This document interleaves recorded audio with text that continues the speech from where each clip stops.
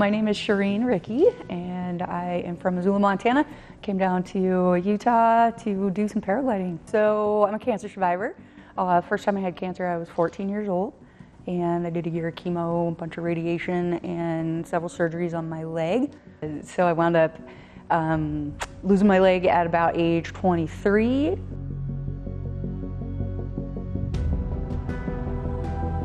Project Airtime sort of grew organically out of our desire to just share free flying with everybody. And when we say everybody, we mean like everybody. So people who are special needs, especially special needs kids, people with disabilities. You know, Project Airtime, like all things, including us, kind of spun out of moon dust. It just took shape. And so the coolest thing was when we just were dreaming about it, and then all of a sudden it was there. That was absolutely the coolest thing.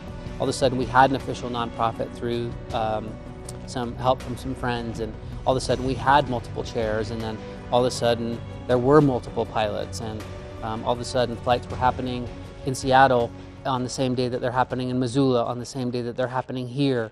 My name is Joe Stone. I have been a wheelchair user for about, I guess, a little over 9 years now, but I got involved with Project Airtime, I guess it'd be almost 6 years ago now, in 2014.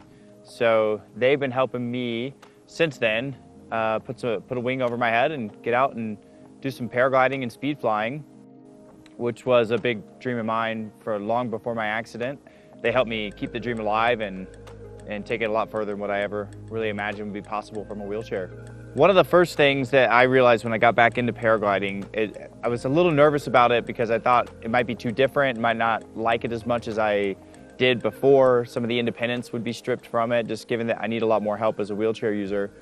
And some of that's true, you know, I do need a lot more help, but there was a cool part of that came into play where I started kind of recognizing the fact that it was more of a team effort, and I actually enjoyed that. Like, it was an experience for everybody, for me to get out and fly. And what was really the magical part of the whole thing when I did my first solo flight was I got into the air and I was soaring this ridge behind us here, and I looked around and everybody else was doing the exact same thing that I was doing. So everybody had their hands up like this, and they were pulling on the brakes to be able to steer and control their glider.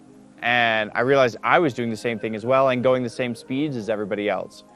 So what I thought was going to be pretty challenging turned out to be not only logistically very easy to get in the air, but it was something that was the most inclusive activity that I've ever come across personally.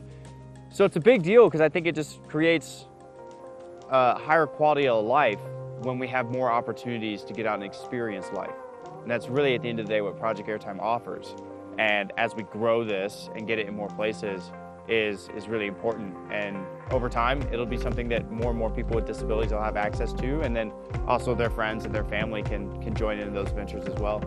There's so many places and things that you can't do, you know, can't being this kind of